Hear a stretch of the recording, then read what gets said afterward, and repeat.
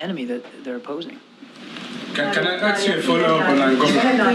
One question. It is so surprising that you don't think if you are receiving an African leader, you can't take a question from an African journalist. We can end this. Sorry, I have one question. Basically, John Senator Marco Rubio. It's not about ending the briefing. I want to ask an African question because you are receiving an African question. All right. Can I just thank you so much. Oh my God.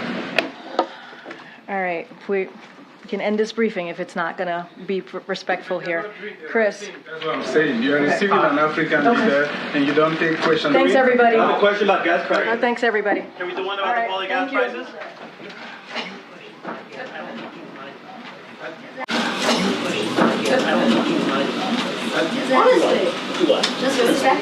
We have my colleague from NSC, Admiral John Kirby, here to give an update on all that is happening in the Middle East. John? Thanks, Karine. Were you dozing off? Was I that long and boring? No, it was I was like, you seem shocked. No, it was gripping. Today, annual inflation fell to its lowest level in more than 2.5 years, and monthly inflation was zero. Again, zero. Gas prices are down by $1.77 from their peak after Putin's war. Prices for eggs, milks are down over the last year.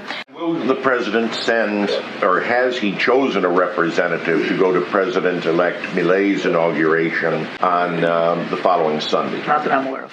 One of the key provisions of this deal was getting Red Cross officials in to access the hostages and see their conditions. With the fragility of the truce being there right now, is there any realistic hope that the Red Cross is actually going to get any access to these people? That's part of the deal. That's what our expectation is, that Hamas will allow that access. That was part of that arrangement. Have they just simply been saying no at this point? I don't know how much access they've actually had, but that's part of the deal, what they signed up to. So we'll see. We'll see if we can get an extension on this. I mean, it's part of the deal for pauses. So during the pause, while you're getting hostages out and aid in, Red Cross gets access. So again, we got one more day today. Hopefully we can get this thing extended, and we'll see. Does the U.S. have any other way that they feel they can determine the condition of these hostages, especially the Americans? That's why the Red Cross access is so important, because it's eyes on. It's an independent view and a look to see how these people are doing. And that's why it's so important, why we've been fighting for it. Regarding the attack in Jerusalem, in which Hamas has taken credit, does the U.S. view that attack in any way to be a violation of the ongoing truce between Israel and Hamas? I don't want to get in. I'm not a lawyer here. This attack happened in Jerusalem. The pauses in the fighting were specific to Gaza. Okay, so that's as simple as that. I mean, it wasn't. Therefore, it didn't violate. It didn't technically violate the deal that was in place, but obviously it's a stark reminder of who they're facing and what kind of enemy that they're opposing. You mentioned before that the U.S. believes there are 2 American women held.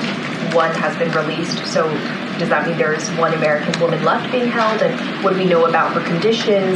Do we think she could be released soon? I wish I had good answers for those questions. Unfortunately, we don't know. We do believe that that of the unaccounted for Americans, that we believe there's 1 other woman that's unaccounted for, and that we had believed was taken hostage.